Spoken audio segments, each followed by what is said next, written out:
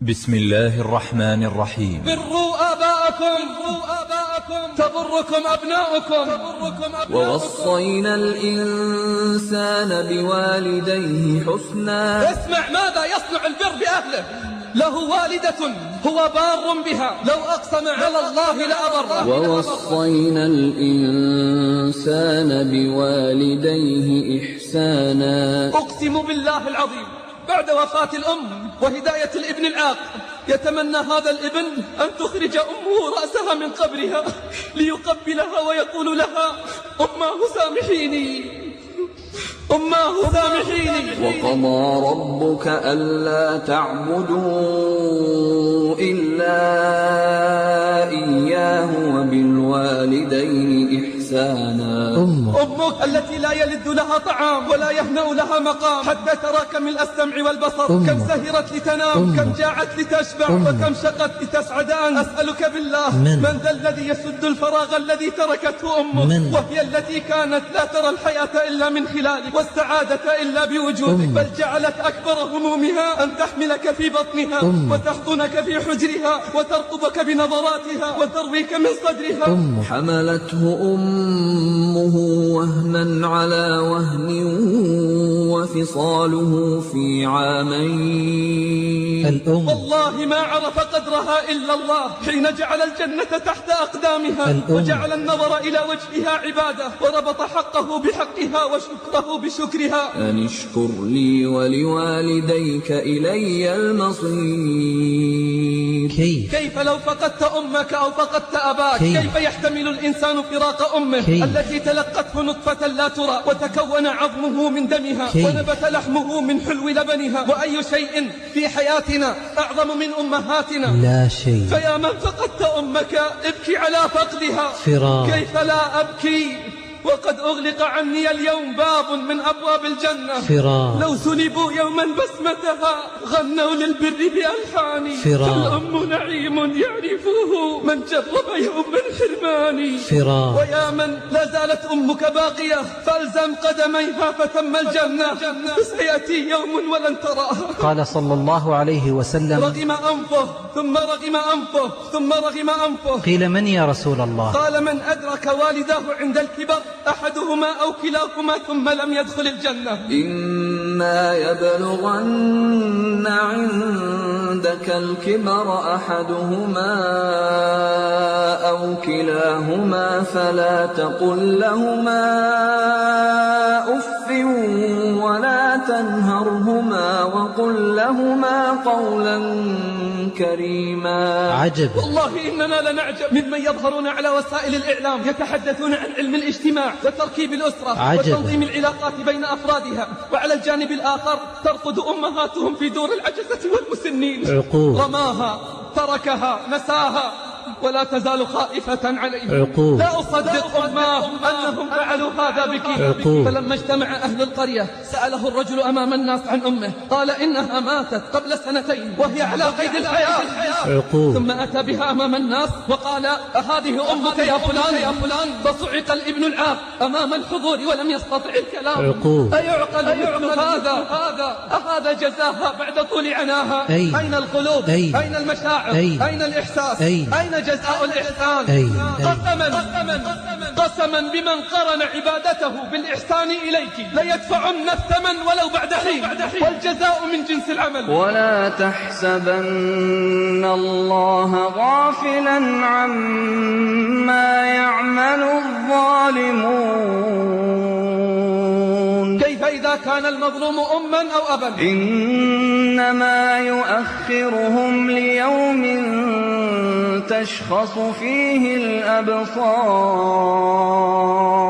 تسجيلات الاعتصام الإسلامية بالدمام تقدم لكم محاضرة للشيخ خالد الراشد. كنت أسمى خالد واليوم يقال لي الشيخ خالد، وما أنا والله إلا حسنة من حسناته. بعنوان أمي. أول كلمة نطقناها وأحلى كلمة رددناها، لكن اسمحوا لي قبل أن أنطلق أنا وإياكم أن أقدم كلمات شكر وعرفان إلى أمي، كلمات عرفان إلى أمي التي أدين لها بالفضل بعد الله تبارك وتعالى. فمهما قلت ومهما عملت فلن أوفيك أجرك يا أمي. لن أنسى صدرك الحنون، ولن أنسى سهر الليالي وتعب الأيام. لن أنسى حين كنا نجتمع على مائدة الطعام وتقدمين وتؤثرين على نفسك بما لذ وطاب، حتى بعد أن كبرنا كنت تضعين اللقيمات في أفواهنا. كم أتعبتك أماه حين كنت أتأخر في السهر فينام أهل البيت وتبقين أنت ساهرة في الانتظار. كنت تخافين علينا من البحر يوم أن كنا نسكن قريبا منه. أذكر مرة أنك ضربتيني ضربا مبرحا لأني اقتربت من البحر وخضت في شواطئه. كنت صغيرا لم أعرف السبب. لما كبرت عرفت. لقد كان خوفك علي هو الدافع. لن أنسى أني حين كبرت وسافرت للدراسة أنك أنت كنت التي تجمعين من هنا وهناك مصاريف دراستي حتى لا أحتاج إلى أحد في غربتي. يا الله، كم كنت أتعب حين أرجع في الإجازات ويأتي وقت العودة للسفر. كم كان قلبي يتقطع حين تقولين لي لعلك ترجع من هذا السفر ولا تراني. كم كان قلبي يتقطع حين تقولين لي مودعة لعلك ترجع من هذا السفر ولا تراني. كم كنت أبكي حين أسمع هذا الكلام. عدت من السفر وكبرت أنت يا أمي وضعفتي، ولقد أعطيتيني وإخوتي أحلى سنين العمر. كم دافعتي من أجلنا، كم ضحيتي في سبيلنا. لقد تحملتي همومنا وسعيتي في حاجاتنا حتى بعد أن أصبحنا كبارا. بالأمس كنت أسمى خالد، واليوم يقال لي الشيخ فلان، وما أنا والله إلا حسنة من حسناتك، وما أنا والله إلا حسنة من حسناتك، والفضل لله ثم لك أماه فيما أنا فيه اليوم، فجزاك الله عني خير الجزاء. فيا صاحبة الثغر الباسم، ويا صاحبة العطاء والقلب الرحيم، إليك أيتها الجوهرة الغالية، إليك يا صاحبة النبع الصافي، للتي مسحت دمعتي وغسلت عذرتي، للتي أطعمتني وسقتني بيدها، لمن جعلت صدرها مسكنا لي وعينها حارسة لي. أهدي إليك هذا اللقاء وأقول جزاك الله عني خير الجزاء. اللهم احفظ أمي بحفظك، أطل عمرها واحسن عملها واختم بالصالحات أعمالها. أماه، لو كان عمرك بيدي لزدته ولو كان فيه فنائي. أماه، لو كان أمري بيدي لرفعتك لعنان السماء. والله لن يوفيك حقك إلا الله، والله لن يوفيك حقك إلا الله جل في علاه. أما أخبار وعناصر هذا اللقاء بعد هذه المقدمة فأخبار وعناصر 6. أولها الأم وما أدراك ما الأم. ثانيها احذر دعوة المظلوم. ثالثها لا أصدق أنهم فعلوا هذا بك. رابعها لماذا يبكي هذا. خامسها حقيقة لا خيال. وآخرها هذا هو ديننا.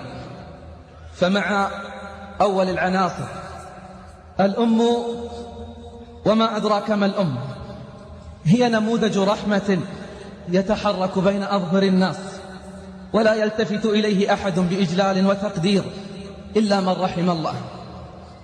الأم كتلة من الصبر وصورة حية للعفو والحلم. يقول أحدهم: الآن عرفت معنى قولهم ليس من سمع كمن رأى. ليس من سمع كمن رأى. يقول: لقد سمعت كلاما كثيرا وأحاديث متنوعة عن عظيم فضل الأم، وكنت كغيري أسمع ما أسمع فلا يكاد يتجاوز ما أسمع صوان أذني. قد تهزني عبارة جميلة، قد أحرك رأسي إعجابا بأبيات جميلة، ثم لا شيء في دنيا الواقع، لكن الله أراد بي خيرا إذ وجدت نفسي أتابع مراحل حمل زوجتي خطوة خطوة. وحين دخلت المسكينة في شهرها التاسع وتجاوزته بقليل، تخيلت نفسي أنا ذلك المتكور في هذا البطن المنتفخ. وأنا أرى وأراقب بدأت أستشعر بعضا من تلك المعاني التي سمعتها طويلا وكثيرا عن عظيم فضل الأم. لقد رأيت ثم رأيت أمرا هائلا يدير الرأس ويرقق القلب ويدمي العين، ومن ثم أخذت أقتنع تماما أن هذه المرأة الجليلة الأم لم ينصفها الناس ولن ينصفوها أبدا، مهما زخرفوا الأقوال ورققوا العبارات ومططوا الكلام، والله لن يكافئها على الحقيقة إلا الله وحده. ولذلك قالوا: أجر الوالدين على الله. يقول مواصلا كلامه: ليت المعاني تسعفني لأقرب الحقيقة. لقد تتبعتها ليالي وأيام خلال أواخر شهرها التاسع، بل في ساعات الليل والنهار. فماذا رأيت؟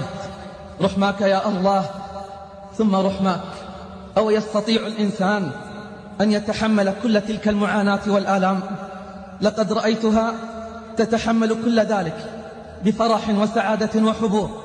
مرات ومرات رأيتها وسمعتها وهي لا تدري، وهي تطلق صرخة متوجعة، فأحس بحرارة ألمها قد انتقل إلى قلبي مباشرة، فأجالد نفسي حتى لا تفضحني عيناي، ثم أفاجأ بها بعد لحظة وقد أخذت تتبسم متناسية تلك الآلام، وهي تشير إلى بطنها وتقول: كم أحبك يا صغيري، وكم أنا مشتاقة لرؤياك. سبحان من صبرها على آلامها المتصلة مع الأنفاس. أراها إذا تحركت تألمت، وإذا جلست أنت، وإذا اضطجعت صرخت، وإذا مشت تعبت، وإذا حاولت النوم لتهجع قليلا تعذبت. فهي لا تستطيع أن تتقلب في فراشها على راحتها كما كانت قبل هذا الحمل الثقيل الحبيب. ومع هذا كله فهي لا زالت مطالبة في الغالب بالاهتمام بالبيت وشؤونه الداخلية، ومتابعة الصغار ونظافتهم وإطعامهم وغسلهم ونومهم وما إلى ذلك، مما هو وحده كفيل بهد جبل من الجبال وتفتيت صخرة راسية وإحراق البقية الباقية من الأعصاب المكدودة. ومع هذا كله تراها تقول للصبر مبتسمة: خذ مني دروسا يا صبر، خذ مني دروسا يا صبر. جرب نفسك لتكن أما. هل يستطيع رجل واحد أن يتحمل البقاء مع طفل في الثانية أو الثالثة من عمره لساعات قبل أن يدعو على نفسه بالويل والثبور وعظائم الأمور؟ إنها والله وحدها الأم التي تتحمل ذلك راضية متبسمة.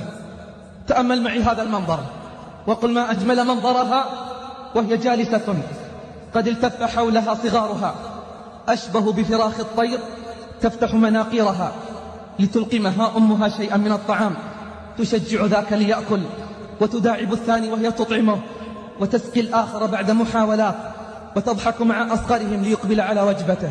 كل ذلك وهي تجلس بينهم جلسة غير طبيعية، يكاد كل مفصل منها يئن على حدة، يشتكي ويتوجع، وهي مع ذلك لا تزال تبتسم وتشجع وتسقي وتطعم. ثم فجأة تطلق صرخة خافتة، فلقد تلقت من جنينها لكمة محكمة تحت الحزام، فتسارع لتغيير جلستها، وما إن تستوي عظامها حتى تعاود الابتسام كأن شيئا ما كان. ومن جديد يسدد الجنين لكمة أخرى محكمة، كأنما يقول لها: أنا هنا أماه. تفرح بلكمه ورفسه، وهو لا يدعها تستريح لحظة، فإذا هدأ عن الحركة خافت وقلقت، فإذا تحرك فرحت واستبشرت. يا الله، ألوان متعددة من العذاب الذي أظن أنه لو صب على رجل مفتول العضلات لصاح حتى يسمعه الجار الأربعون. أما هي فصابرة محتسبة بل ضاحكة مبتسمة، فرحمة الله لها ورحمة الله عليها ورحمة الله معها. يقول مواصلا كلامه: رأيتها مرات تنظر لي نظرات تحمل الكثير من معاني الألم دون أن تتحرك شفتاها، ثم بعدها بلحظات إذا بها تبتسم ضاحكة ويفيض لسانها بأعذب الحديث عن الضيف الجديد. عجيب أمرك أيتها الأم، هل تظنون أن الآلام والمعاناة بالحمل تنتهي؟ لا، اسمع واسمعي ولنقل ما أعظمك أماه. فإذا حل بها الشهر التاسع وأزفت ساعة خروج الجنين إلى الدنيا حلت الطامة، فلا هو براغب في البقاء في الأحشاء ولا هو براغب في الخروج إلى دار الفناء. وهنا الشدة التي لا تطاق، والمأزق الذي لا يسهل، والعقبة التي لا تذلل. ثم لا يخرج في أكثر الأحيان إلا قسرا وإرغاما، فيمزق اللحم أو يبقر البطن أو تسلط عليه آلة الضغط، والطبيبة تقطع لحم أمه، والقابلة تجهد في سحبه، ثم يتسابق وروحها في الخروج، وكثيرا ما تسبق الروح فتموت الأم ويحيا هو. وإذا كان لها فسحة في الأجل أفاقت من بعد هذه المعركة اللاهبة، حتى إذا ما رأته إلى جانبها تبسمت وقالت: فداك روحي. يا الله، ما هذا الحنان وما هذا الإيثار؟ تقاسي ما تقاسي ثم تتمنى أن تموت ويحيا هو. أماه، لو النجمات تسكب نورها أماه شلالا، وكل حناجر الأطيار لو غنتك موالا، لو الأنسام طافت في رحابك تنثر عطرا، ما وفتك يا أماه ما وفتك مثقالا. عن أنس قال: ارتقى النبي صلى الله عليه وسلم على المنبر درجة فقال آمين، ثم ارتقى الثانية فقال آمين، ثم ارتقى الثالثة فقال آمين، ثم استوى فجلس، فقال أصحابه: على ما أمنت يا رسول الله؟ قال: أتاني جبريل فقال: رغم أنف امرئ ذكرت عنده فلم يصلي عليك. فقلت آمين، اللهم صل على محمد في الأولين والآخرين. ثم قال: رغم أنف امرئ أدرك أبويه فلم يدخل الجنة. رغم أنف امرئ أدرك أبويه ولم يدخل الجنة. فقلت آمين. فقال: رغم أنف امرئ أدرك رمضان فلم يغفر له. قلت آمين. قد يقول قائل: لماذا الأم دون الأب؟ قلت: لا شك أن فضل الأب كبير، ولكن فضل الأم أكبر. قال تعالى: ووصينا الإنسان بوالديه إحسانا حملته أمه كرها ووضعته كرها وحمله وفصاله 30 شهرا. قال ابن عطية: ذكر الله الأم في هذه الآية في 4 مراتب، والأب في مرتبة واحدة جمعته مع الأم في قوله بوالديه، ثم ذكر الحمل للأم، ثم الوضع لها، ثم الرضاع الذي عبر عنه بالفصال. فقدرها عظيم ومكانتها كبيرة، وفضلها لا يعرفه إلا الله. لفضلك أمي تذل الجباه خضوعا لقدرك عرف أصيل، وذكرك عطر وحضنك دفء، فيحفظك ربي العلي الجليل. لأمي أحن ومن مثل أمي رضاها علي نسيم عليل. حنانك أمي شفاء جروحي وبلسم عمري وظل الظليل. وبعد الله أرنو إليك إذا حل خطب وأثنى الكواهل حمل ثقيل. بدعواك أمي تزول الصعاب، فدعواك أمي لقلبي سبيل. فيا أمي أنت ربيع الحياة ولون الزهور ونبع يسيل، على راحتي كم سهرت ليال وتلوع قلبك عند الرحيل، فدومي لنا بلسما شافيا وبهجة عمري وحلمي طويل، ولحنا شجيا على كل فاه، فمن ذا عن الحق منا يميل. أغلب القصص التي سأذكرها تدور حول عقوق الأولاد، ولم أكثر من قصص البر، لأن البر واجب على الأبناء، وليس للأبناء فضل في ذلك ولا منه، ولأنه حق عليهم، فمن فعله فقد أدى واجبا، ولكن من عق والديه هو الذي يجب أن نحاسبه ونقول له قف قف، فإن طريقك هذا يؤدي إلى النار وبئس المصير. وإلى أول العناصر والأخبار. احذر دعوة المظلوم، احذر دعوة المظلوم، فإنه ليس بينها وبين الله حجاب.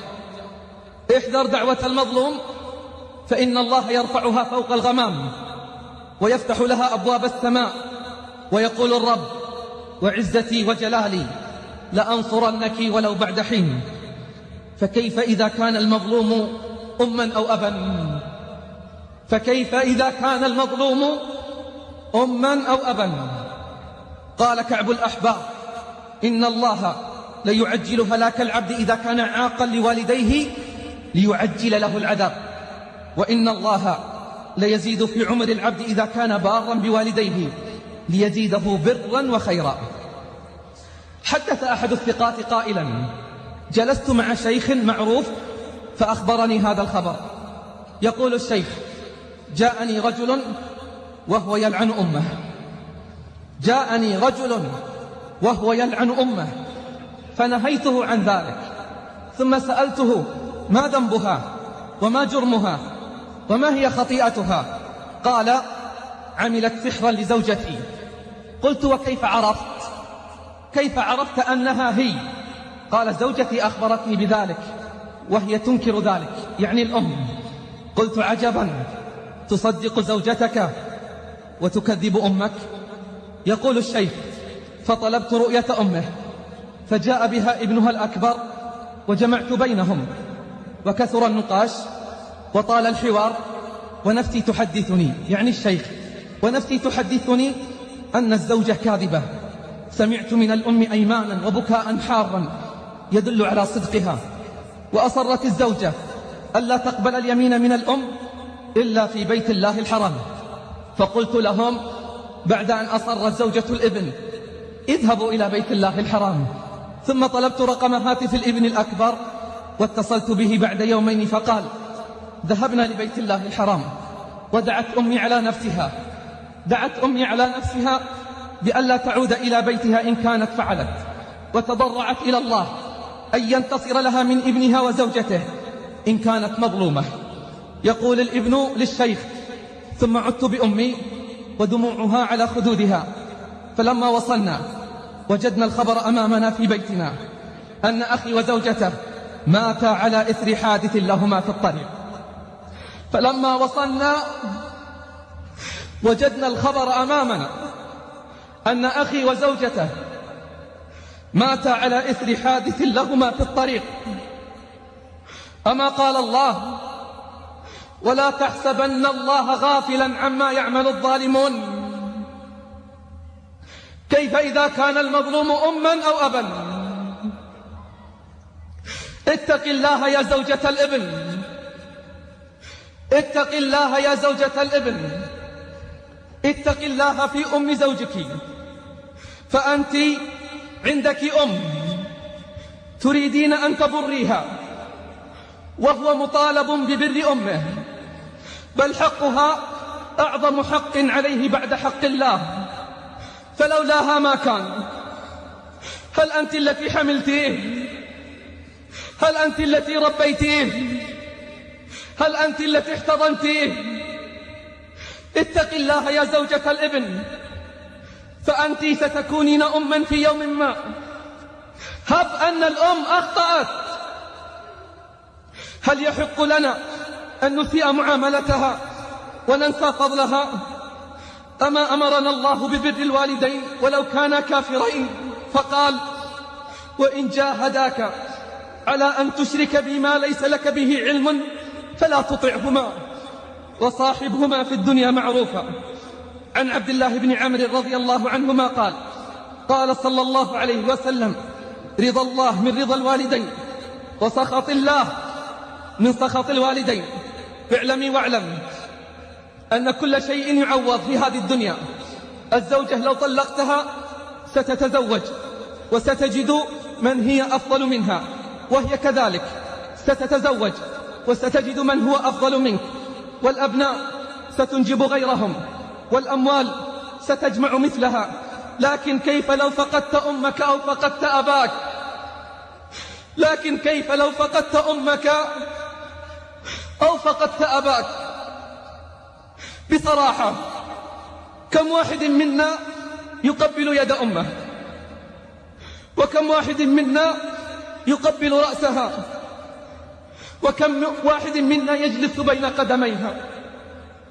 وكم واحد منا يكلمها بأدب واحترام؟ صدقوني، لو نظر كل واحد منا إلى أسلوب تعامله مع أمه لوجد نفسه عاقا وجاحدا. الحقيقة أننا بحاجة ماسة لإعادة النظر في علاقاتنا مع أمهاتنا. أما تدرون أن في الإحسان للوالدين متعة في الدنيا وسعادة في الآخرة؟ والله إننا لنعجب ممن يظهرون على وسائل الإعلام يتحدثون عن علم الاجتماع وتركيب الأسرة وتنظيم العلاقات بين أفرادها، وعلى الجانب الآخر ترقد أمهاتهم في دور العجزة والمسنين. أقسم بالله العظيم بعد وفاة الأم وهداية الابن العاق يتمنى هذا الابن أن تخرج أمه رأسها من قبرها ليقبلها ويقول لها: أماه سامحيني، أماه سامحيني. قال رجل لعمر بن الخطاب: إن لي أما بلغ منها الكبر أنها لا تقضي حاجتها إلا وظهري مطية لها، فهل أديت حقها؟ قال: لا، لأنها كانت تصنع بك ذلك وهي تتمنى بقاءك، وأنت تصنعه وتتمنى فراقها. قلت أنا: أين حنانك من حنانها؟ اسمعوا معي هذه الصورة التي تبين حنان الأم وشفقتها، ما أروعها من صورة.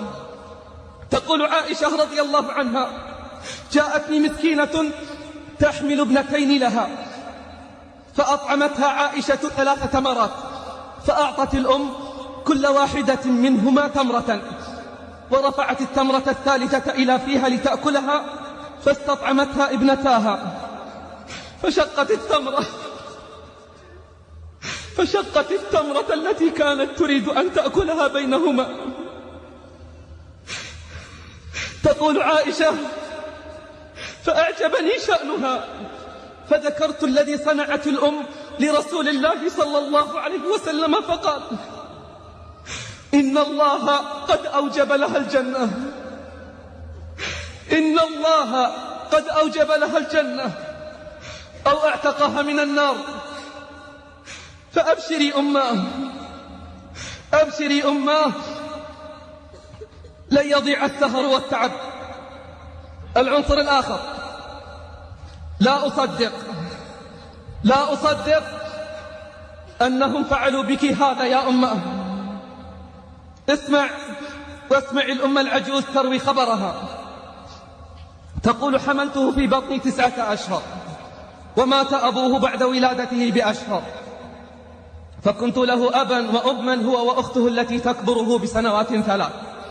من حبي له لم أفطمه إلا بعد 3 سنوات، وبعد أن تركه بنفسه.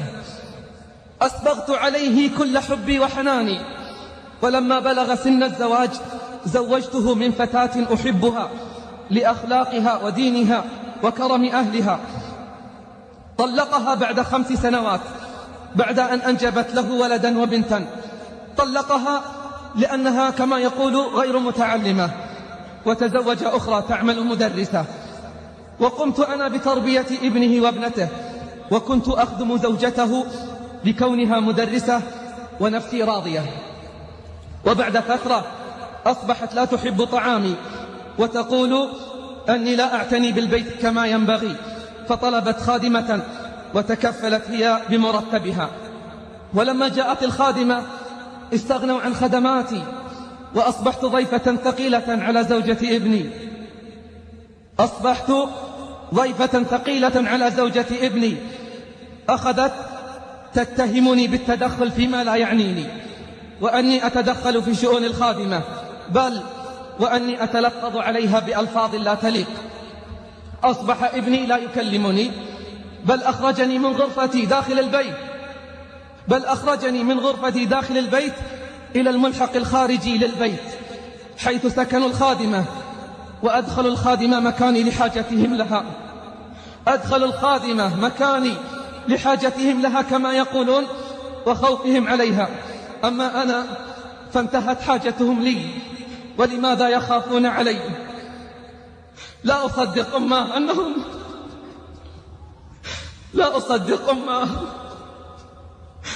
أنهم فعلوا هذا بك.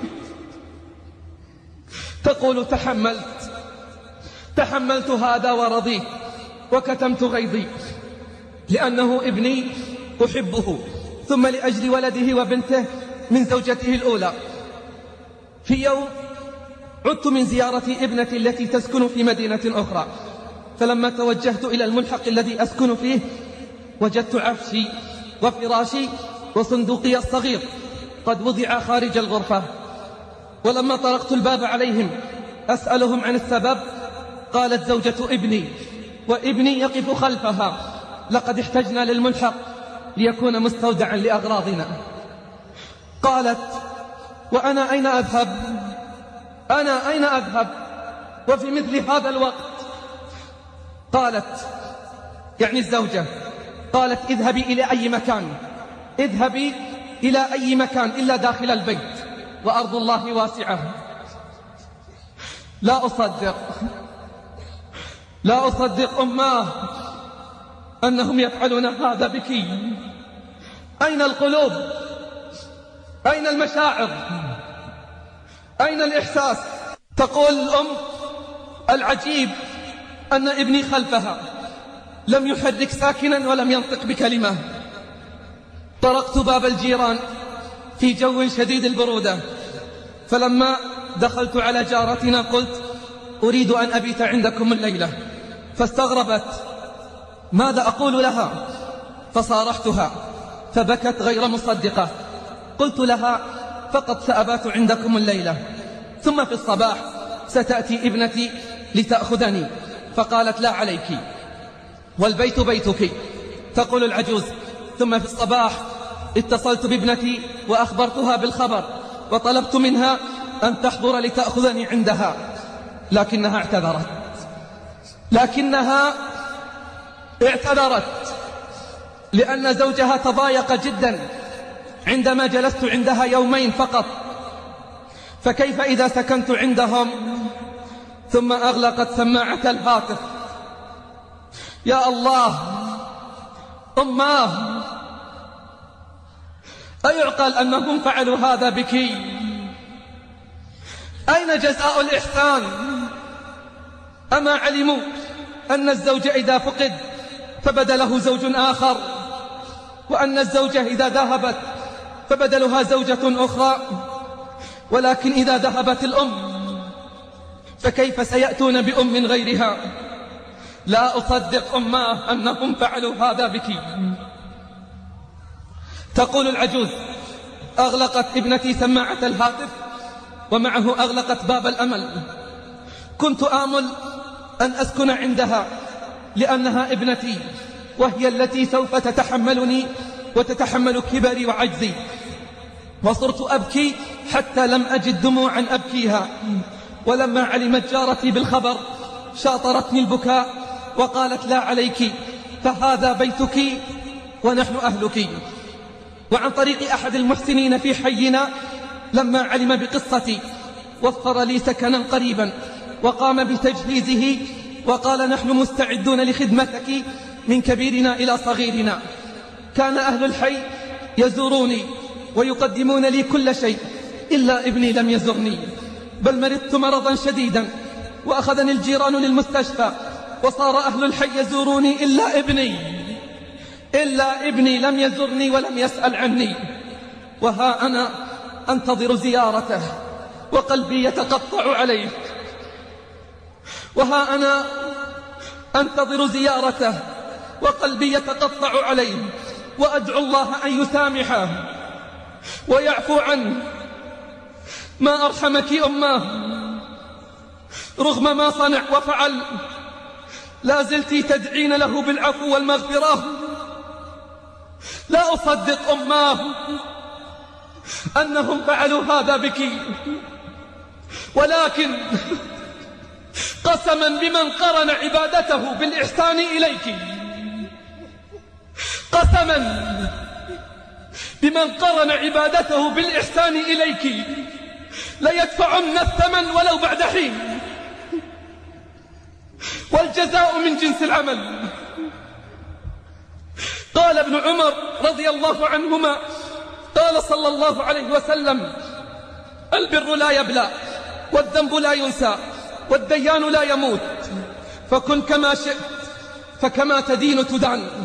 وعن ابن عباس رضي الله عنهما أن رسول الله صلى الله عليه وسلم قال: لو علم الله شيئا أدنى من الأب لنهى عنه، فليعمل العاق ما شاء أن يعمل فلن يدخل الجنة، وليعمل البار ما شاء أن يعمل فلن يدخل النار. رواه ابن حبان في صحيحه. العنصر الآخر، لماذا يبكي هذا؟ يقول أحدهم: زرت أخا لي في الله فقال لي إن والدة جارنا قد ماتت وسيصلى عليها اليوم في الجامع الكبير، فهل ترغب بالذهاب معي؟ فقلت نعم، وهل يكره الإنسان فعل الخير؟ يقول: صلينا على الجنازة ثم تبعناها إلى المقبرة. هناك عند القبر كان رجل يبكي بكاء شديدا. قلت: من هذا؟ قال: صاحبي هذا ابنها. قلت: ألهذه الدرجة كان يحبها وبارا بها؟ قلت: ألهذه الدرجة كان يحبها وبارا بها؟ قال صاحبي: لا، بل هي دموع الندم، بل هي دموع الندم. لقد ماتت ولم يرها منذ 3 سنوات، لقد لبثت في المستشفى 20 يوما، وكانت تطلب رؤيته ولم يأتي لرؤيتها. ماتت ولسان حالها: قلبي على ولد فطر وقلب ولدي علي مثل الحجر. هكذا نحن لا نعرف قيمة الشيء حتى نفقده. وأي شيء في حياتنا أعظم من أمهاتنا؟ يا الله، كيف يحتمل الإنسان فراق أمه التي تلقته نطفة لا ترى وتشكل في أحشائها خلية، وتكون عظمه من دمها ونبت لحمه من حلو لبنها.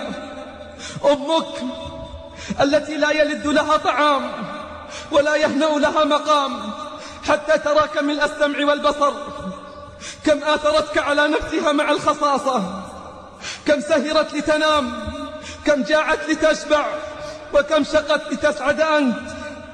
أسألك بالله، من ذا الذي يسد الفراغ الذي تركته أمك، وهي التي كانت لا ترى الحياة إلا من خلالك والسعادة إلا بوجودك، بل جعلت أكبر همومها أن تحملك في بطنها وتحضنك في حجرها وترقبك بنظراتها وترويك من صدرها، فأنت لها الأجمل منظرا والأعذب صوتا.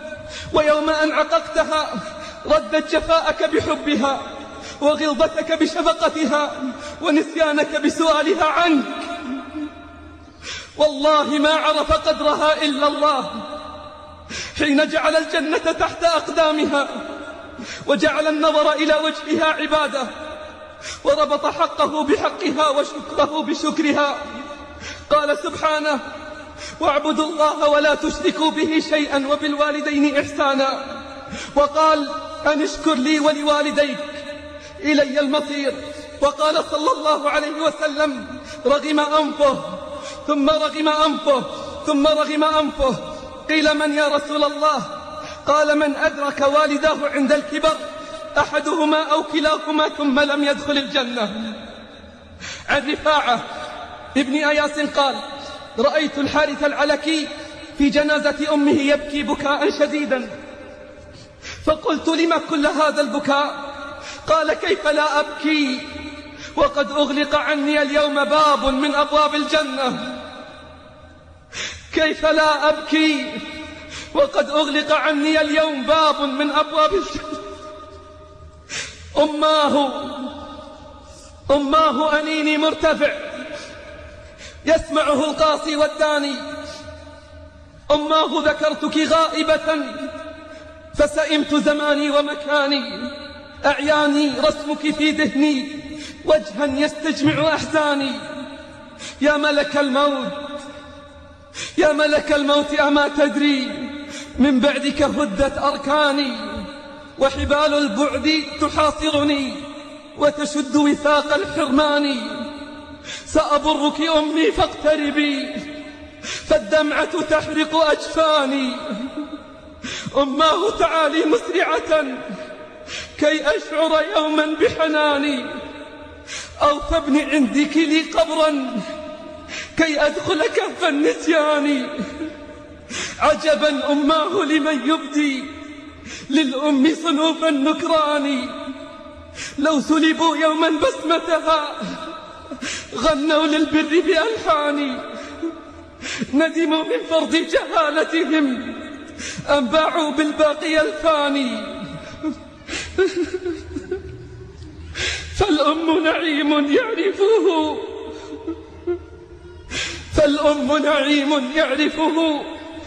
من جرب يوم الحرمان. عن ابن بريدة عن أبيه أن النبي صلى الله عليه وسلم لما قدم مكة أتى رسم قبر فجلس إليه فجعل يخاطب، ثم قام مستعبرا. فقلنا: يا رسول الله إنا رأينا ما صنعت. قال: إني استأذنت ربي في زيارة قبر أمي فأذن لي، واستأذنته في الاستغفار لها فلم يأذن لي، فما رؤي باكيا أكثر من يومئذ صلوات ربي وسلامه عليه. فيا من فقدت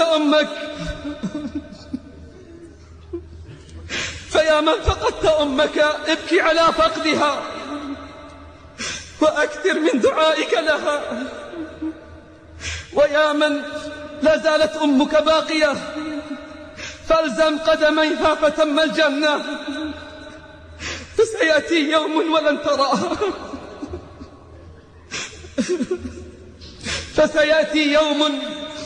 ولن تراها العنصر الآخر حقيقة لا خيال. في إحدى القرى المجاورة مرضت الأم العجوز، فأخذها ابنها إلى المستشفى وتركها هناك، وانتقل إلى العمل في المدينة. وبعد مدة عاد إلى قريتهم، وحين سألوه عن أمه أجابهم أنها ماتت ودفنها وهي على قيد الحياة. وبعد مدة ذهب أحد سكان تلك القرية إلى مستشفى المدينة لزيارة قريبة له، ودخل المستشفى فوجد أم ذلك الشاب بنفس الغرفة التي فيها مريضته، فسألها الرجل بتعجب واستغراب: أنت أم فلان؟ قالت: نعم. قال: من أتى بك إلى هنا ومنذ متى وأنت هنا؟ قالت: أحضرني ابني منذ 2 ولم أره من حينها. اسمعوا ماذا تقول: والله إني خائفة عليه أن يكون قد أصابه مكروه أو حصل له شر. يا الله، ما أحلم الأم وما أحنها وما أشفقها، رماها، تركها، نساها، ولا تزال خائفة عليه. فقام الرجل بالإجراءات اللازمة وأخرجها وذهب بها إلى القرية، ثم قام بإعداد وليمة كبيرة ودعا كل أهل القرية وألح على ابنها بالحضور. فلما اجتمع أهل القرية ومن بينهم ذلك الابن، سأله الرجل أمام الناس عن أمه فقال إنها ماتت قبل سنتين. قال إنها ماتت قبل سنتين. فقام الرجل وطلب العجوز ثم أتى بها أمام الناس وقال: أهذه أمك يا فلان؟ وقال للعجوز: أهذا ابنك يا أم فلان؟ فصعق الابن العاق أمام الحضور ولم يستطع الكلام. صدقوني، إنها قصة حقيقية وليست من نسج الخيال.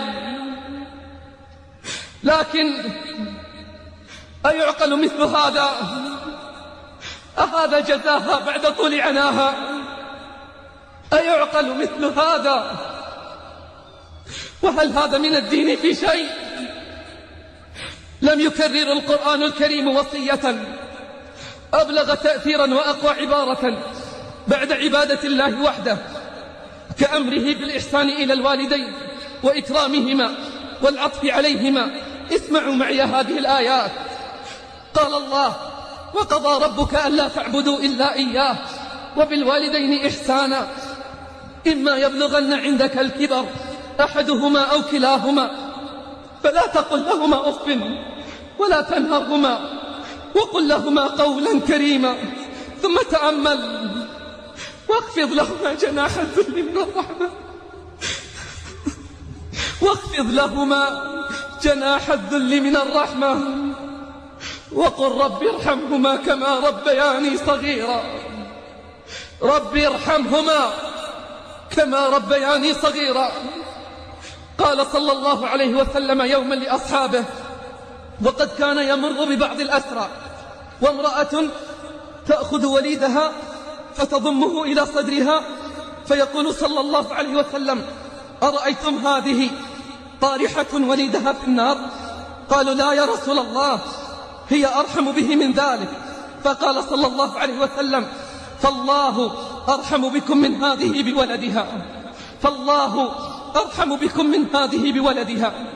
وما قال هذا صلى الله عليه وسلم إلا ليبين أن الرحمة الإنسانية في أعلى صورها إنما هي عند الأم فقط.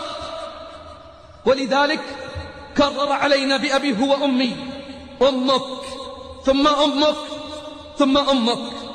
فهل عرفنا قدر أمهاتنا؟ العنصر الآخر والأخير، هذه ممرضة أمريكية أرسلت هذا الخبر بعنوان: أذهلني بر الوالدين في الإسلام. تقول: أول مرة سمعت فيها الكلام عن الإسلام كان أثناء متابعتي لبرنامج في التلفزيون، فضحكت من المعلومات التي سمعتها.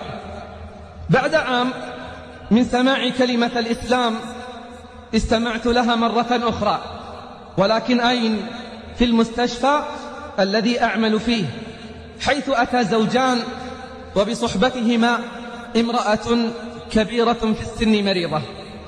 جلست الزوجة تنظر أمام المقعد الذي أجلس عليه لمتابعة عملي، وكنت ألاحظ عليها علامات القلق، وكانت تمسح دموعها. من باب الفضول سألتها عن سبب ضيقها وبكائها، فأخبرتني أنها أتت من بلد آخر مع زوجها الذي أتى بأمه باحثا لها عن علاج لمرضها. كانت المرأة تتحدث معي وهي تبكي وتدعو لوالدة زوجها، تدعو لها بالشفاء والعافية. فتعجبت لأمرها كثيرا، تأتي من بلد بعيد مع زوجها من أجل أن يعالج أمه. تذكرت أمي، تقول الأمريكية: تذكرت أمي وقلت في نفسي: أين أمي؟ لم أرها منذ 4 أشهر، وإلى الآن لم أفكر بزيارتها. هذه أمي، كيف لو كانت أم زوجي؟ لقد أدهشني أمر هذين الزوجين، ولا سيما أن حالة الأم صعبة وهي أقرب إلى الموت من الحياة. أدهشني أكثر أمر الزوجة، وما شأنها وأم زوجها؟ أتتعب نفسها وهي الشابة الجميلة من أجلها؟ لماذا هذا؟ لم يعد يشغل بالي سوى هذا الموضوع. تخيلت نفسي لو أني بدل هذه الأم. يا للسعادة التي سأشعر بها، ويا لحظ هذه العجوز، إني أغبطها كثيرا. كان الزوجان يجلسان طيلة الوقت معها، وكانت مكالمات هاتفية تصل إليهما من الخارج يسأل فيها أصحابها عن حال الأم وصحتها.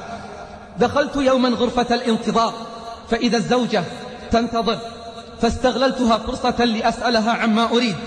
حدثتني كثيرا عن حقوق الوالدين في الإسلام، وأذهلني ذلك القدر الكبير الذي يرفعهما الإسلام إليه وكيفية التعامل معهما. بعد أيام توفيت العجوز، فبكى ابنها وزوجته بكاء حارا وكأنهما طفلان صغيران. بقيت أفكر في هذين الزوجين وما علمته عن حقوق الوالدين في الإسلام، وأرسلت إلى أحد المراكز الإسلامية أطلب كتبا عن حقوق الوالدين. ولما قرأته عشت حلما لا يقظة، أتخيل خلالها أني أنا الأم ولي أبناء يحبونني ويسألون عني ويحسنون إلي حتى آخر لحظات عمري ودون مقابل. هذا الحلم الجميل جعلني أعلن إسلامي. هذا الحلم الجميل جعلني أعلن إسلامي دون أن أعرف الإسلام. لم أعرف منه إلا حقوق الوالدين. فالحمد لله تزوجت من رجل أسلم وأنجبت منه أبناء ما برحت أدعو لهم بالهداية والصلاح.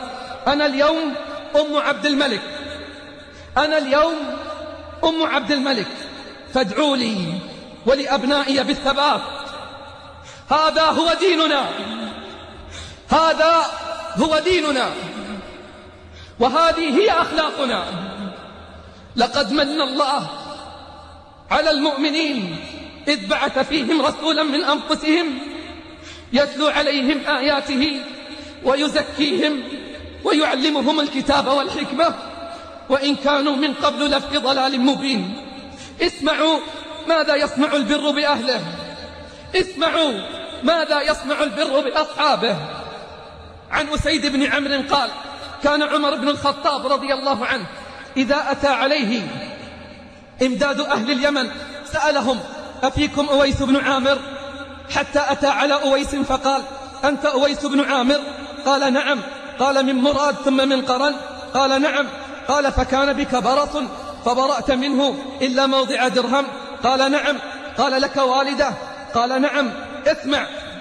قال: سمعت النبي صلى الله عليه وسلم يقول: يأتي عليكم أويس بن عامر مع إمداد أهل اليمن من مراد ثم من قرن، كان به برص فبرأ منه إلا موضع درهم، له والدة هو بار بها، لو أقسم على الله لأبره. اسمع ماذا يصنع البر بأهله. له والدة هو بار بها، لو أقسم على الله لأبره. فإن استطعت أن يستغفر لك فافعل، فاستغفر لي. يقول له عمر: استغفر لي، فاستغفر له. رواه مسلم. يا الله، بره بوالدته بلغ به منزلة لو أنه أقسم على الله لأبره. أي بر هذا، وما أعظم بر الوالدين. بروا أباكم تبركم أبناؤكم، بروا آباءكم تبركم أبناؤكم. اللهم اغفر لنا ولوالدينا ووالد والدينا ولكل من له حق علينا. أذكركم أحبتي قبل النهاية أن الذي تبنى هذا اللقاء هو مؤسسة الوقف التي تتبنى مشروعا اسمه مشروع الأم، هي التي تبنت هذا اللقاء وقامت بالإعداد له. تقيم وقفا للأم في المدينة المنورة، حيث تقيم وقفا لصالح الأم. فاجعلوا للأم من هذا الوقف نصيب، لا يتردد منكم أحد، وردوا بعضا من فضل الأمهات بدعم هذا المشروع العظيم. والأمهات والآباء إن ماتوا ستنفعهم الصدقات الجارية، فاجعلوا لأنفسكم ولأمهاتكم وآبائكم من هذا نصيبا. وما أعظم بر الوالدين، اللهم اجزي والدينا عنا خير الجزاء يا سميع الدعاء. اللهم اغفر لهم وارحمهم، عافهم واعف عنهم، اشرح صدورهم، يسر أمورهم، اغفر ذنبهم واستر عيبهم، ارحم شيبتهم، أطل أعمارهم، واختم بالصالحات أعمالهم. اللهم اجزي الأمهات عنا خير الجزاء يا رب الأرض والسماء، اجزهم بالإحسان إحسانا وبالإساءة عفوا وصفحا وغفرانا. اللهم من كان منهم ميتا فاغفر له وارحمه وعافه واعف عنه، وأبدله دارا خيرا من داره، وأهلا خيرا من أهله، وزوجا خيرا من زوجه. اللهم اجمعنا ووالدينا في جنات النعيم. اللهم وفقنا لبر أمهاتنا ووالدينا يا رب العالمين. اللهم ارحمهم كبارا كما ربونا صغارا. اللهم ارحمهم كبارا كما ربونا صغارا. اللهم تجاوز عنهم يا رب العالمين. اللهم رحماك بأمهاتنا في العراق، اللهم رحماك بأمهاتنا في فلسطين، اللهم رحماك بأمهاتنا في أفغانستان، اللهم رحماك بأمهاتنا في الشيشان. اللهم ارحم دموعهم. اللهم كن لهم عونا وظهيرا ومؤيدا ونصيرا. اجبر كسر قلوبهم يا رب العالمين. سبحان ربك رب العزة عما يصفون، وسلام على المرسلين، والحمد لله رب العالمين. وتقبلوا تحيات إخوانكم في تسجيلات الاعتصام الإسلامية بالدمام، مجمع الحياة بلازا. رقم الهاتف 03-817-6810، فاكس 817-7860. الرعاة المشاركون. موقع لها أونلاين، موقع عربي يخاطب المرأة باللغة العربية، ويعنى بنشر الوعي في الجوانب الشرعية والتربوية والاجتماعية والفكرية والثقافية. وهو في هذا كله يبني خطابه على أسس شرعية متينة، يراعي فيها الدليل الشرعي وحاجات الواقع، مقدما ذلك كله في قالب عصري متجدد ومتميز ومحافظ. هذا ويسعى الموقع إلى تحقيق أهداف متعددة، منها رفع تحصيل المرأة في الجوانب الشرعية والعلمية، وتقديم الاستشارات المتنوعة التي تحتاجها المرأة في جميع جوانب حياتها، ومساندة المرأة في مهمتها الأساسية، وكذلك دعم البرامج الدعوية النسائية، وبناء كوادر إعلامية نسائية تتبنى الطرح الإسلامي المعتدل. موقع لها أونلاين www.lahaonline.com. الرعاة المشاركون. مؤسسة خطوات للحاسب الآلي، تدريب، برامج، خبرة متميزة في تصميم وتركيب الشبكات السلكية واللاسلكية، تركيب وتوريد معامل المدارس والمعاهد والأجهزة المكتبية، صيانة جميع أنواع الأجهزة الإلكترونية بأيدي مهندسين متخصصين، تصميم البرامج الخاصة، تركيب كابلات الألياف الضوئية، إكسسوارات وأحبار متنوعة، عقود شهرية وسنوية، أحدث الكمبيوترات المكتبية والمحمولة وبعروض خاصة، حائزون على شهادات تميز من عدة جهات رسمية، خدمات تقنية متقدمة، دقة في الأداء وسرعة بالتنفيذ. نحن نضع المستقبل بين يديك. مؤسسة خطوات للحاسب الآلي. رقم الهاتف 050-777-80. إيميل خطوات@maktub.com. خطوات KHATWAT@maktub.com. الرعاة المشاركون. قافلة الداعية. في ركاب القافلة هيا معا في ركاب القافلة فالشمس آفلة. قافلة الداعيات بدأت بفكرة، انطلقت بثقة، وسارت بتوفيق الله. ندعوك أختي الكريمة لزيارة موقع قافلة الداعيات www.qafila.com الذي حرصنا أن تتضح فيه شخصية الفتاة المسلمة بعفافها واستقامتها وتميزها مع ثباتها على مبادئها. في قافلة الداعيات مجموعة من أقوى الفلاشات الدعوية التي لاقت القبول بفضل الله، وما زالت الخطى مستمرة والتجديد قائم. في قافلة الداعيات أجمل وأرق البطاقات، والتي تحمل نفيس الكلمات في مختلف الأبواب والموضوعات، صممتها لك أخواتك، وللقافلة هنا بصمات تميز. في قافلة الداعيات مجموعة ضخمة من المقالات القيمة التي تلامس حاجات الفتاة الروحية والنفسية، تتلألأ بينها كلمات لمجموعة من المشايخ والأستاذات الفاضلات. فزورينا وضعي يدك بأيدينا لنحقق معا هدفنا السامي، تصحيح مسار الفتاة المسلمة في الشبكة العنكبوتية. قافلة الداعيات بإشراف فضيلة الشيخ خالد ابن محمد الراشد حفظه الله. هيا معا في ركاب القافلة هيا معا في ركاب القافلة. الرعاة المشاركون. مجلة الأسرة لكل أفراد الأسرة. هل فتياتنا بالفعل في مهب الريح؟ يقتلهن الفراغ ويسيطر عليهن اليأس وتذهب برؤوسهن الهواجس؟ من يعطيهن الأمان الثقافي ويملأ لهن الوقت؟ من تضمنه يفعل ذلك وأنت مشغول بكسب العيش؟ مجلة الأسرة المطبوعة المؤتمنة في صيانة فراغ الأبناء وملء أوقاتهم بالمفيد. فتحت رياح العولمة كل النوافذ بلا استئذان. الفضائيات وثقافة الهواتف النقالة والبالتوك وغرف الدردشة تأخذ معظم وقت الأبناء، والآباء يشتكون والأمهات أعجز من أن يفعلن شيئا. الصحف والمجلات تملأ الأرفف في الأسواق والمكتبات ليتبضع الشباب في صور النساء. أجساد عارية وثقافة سطحية تسوق الإغراء والشحن الغريزي، والآباء يجأرون بالشكوى. ما الوسيلة الإعلامية المأمونة في تربية الأبناء؟ مجلة الأسرة مادة ممتعة بلغة عصرية جذابة.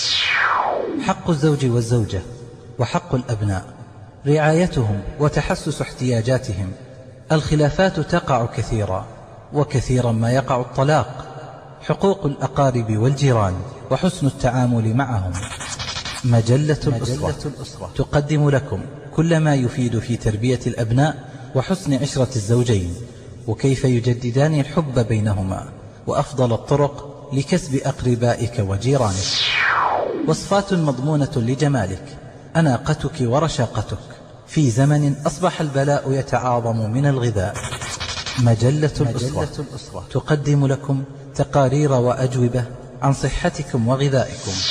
مجلة الأسرة كوادر إعلامية وأطقم مراسلين وشبكة تسويق مدربة. أخبار منتقاة بعناية، تحقيقات هادفة وجريئة، حوارات شيقة تغوص في عمق القضية، تقارير تواكب الظواهر الاجتماعية وكل قضايا الأسرة. مجلة الأسرة لكل أفراد الأسرة. أدخلها بيتك قبل أن تشتري احتياجاتك الأخرى. 14 عاما من التميز. أرقام الهواتف: الرياض 01-205-1111. الدمام 03-843-3699. القصيم 06-361-0729. جدة 026-707777. الدلم 01-541-321-6. الخرج 01-548-0065. مكة المكرمة 02 558 3874. والسلام عليكم ورحمة الله وبركاته.